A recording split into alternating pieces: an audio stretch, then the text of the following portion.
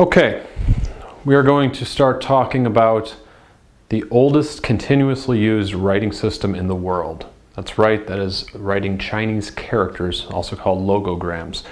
Now we have 6 different kinds of Chinese characters.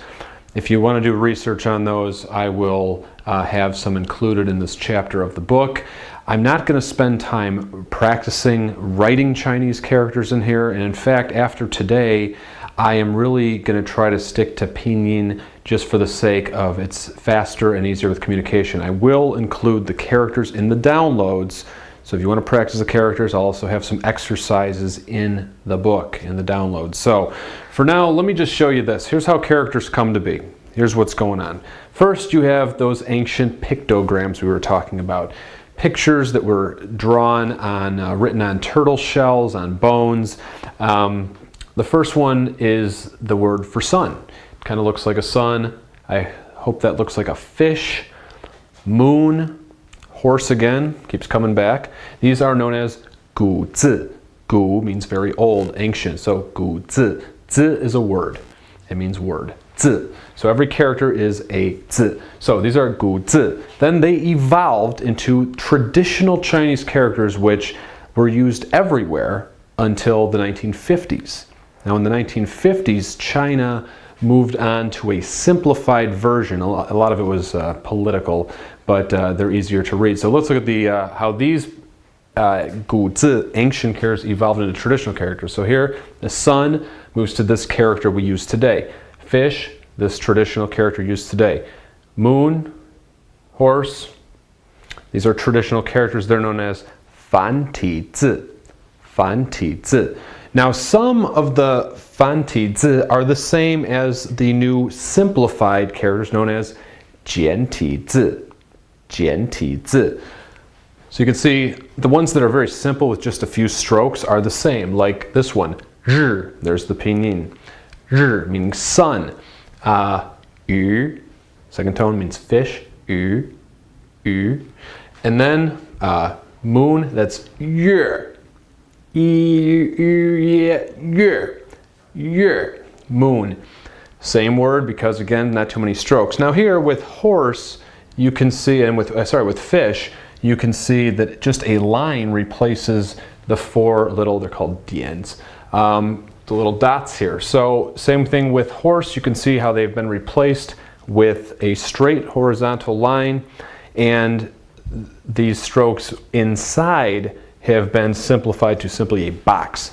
So again, in pinyin, this would be zhi, yu, yue, ma. So again, we make that progression from gu zi to fan ti zi to jian ti zi. Now in Taiwan, in Macau, in Hong Kong, they still use these traditional characters, fan ti zi. And again, in China, they were used until the 1950s.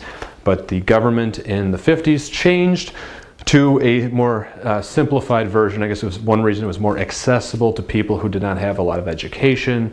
But again, people argue that it was also a political reason because Taiwan, the government there was using the traditional characters. So today I'm going to show you the major stroke types that are used to create Chinese characters and some basic rules. But I showed you my notebooks. The way I learned, I sat in front of the TV and spent hours copying and copying and copying, and eventually you pick up patterns, and it's just something you can do for fun on your own time.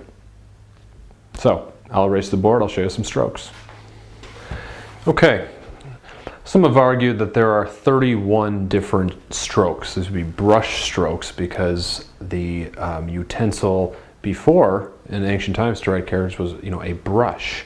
But here, these are the major strokes you'd use to create a character. The first one, dian, is a dot. Then heng is a horizontal line. Shu, vertical line. Ti is kind of a rising stroke. Na, which is a stroke that's falling downwards to the right. And pie, a stroke falling downwards to the left. Now here, to make a little hook, go, go. And remember, dog is go. Third tone here is first tone, go. Also the word for hook.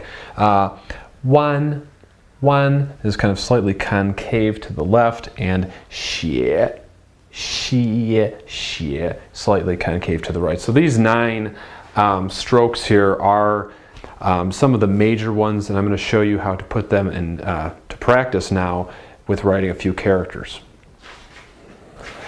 All right, just to give you an example, this character Yong, which means always or eternal, and yes, also a common tattoo, uses almost all these strokes. We have Dian, Heng, Su, Go, Ti, Wan, Pie, and Na. So again, you start at the top. Generally, you work top to bottom, down, Ti and Wan, Pie and Na. And pretty much that's what you do. Now, how would I practice writing this character? It doesn't matter the names of these strokes. Let me make that clear. Don't worry about memorizing these names. They never come up in conversation. However, just practice the strokes. I'll have some good character dictionaries, my recommendations for the best ones that I've used to learn to write. They take you step by step. Again, you get the hang of it very quickly. Now for a couple more examples. Okay, I've shown you the strokes, the main strokes you're going to use now, just the order in which you make them. So here, you go top before bottom. So for example, there's number 1, there's number 2, here's number 3. I'm working from top to bottom, left before right. Here I've got a left stroke and then one on the right. Bottom stroke last. Just for example, I complete the bottom stroke last to kind of finish the word. Horizontal before vertical. Here's number 10.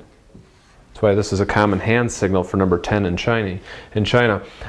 So here, horizontal before vertical. Inside the box before completing a box. If you have a box like this, you'd say do this. Here's the character for guo, like zhongguo. I completed the box at the bottom after I finished inside. I don't finish the whole box first. And then the center before the sides. Here you go. There's a su with a go, the hook, and then here I do the sides, and that would be the character for small, xiao. So if you really want to learn the writing, here's my advice. Get a lot of notebooks, find some time, you can do it anywhere, and just practice over and over and over again. That's what I did, sometimes up to 8 hours a day. You could spend 10 minutes a day, 10 hours a day. It just depends on what you're interested in. If you just want to communicate, you don't need the writing. In fact, you could even chat with people on the computer by typing in pinyin, and then the characters will show up based on what you've written. So you don't even need to worry about that. In fact, a lot of people are forgetting characters in China right now because the internet typing has made it so convenient to just type it in pinyin and then the character shows up. So there's not even as much memorization involved. But anyway, I'm not going to spend any more time on the writing in the video lessons. I will include supplementary materials in the chapters, exercises where you can practice writing. Maybe some of you have aspirations of becoming a tattoo artist. Well, you might need to know. So these are I gave you the strokes, I gave you the origin of the characters. We're going to close the book on the strokes so in the video, and I'll probably stick to writing in pinyin a lot for the rest of these lessons, just because it's faster, and again, the writing is something you can do on your own time. So with that said, I got to run.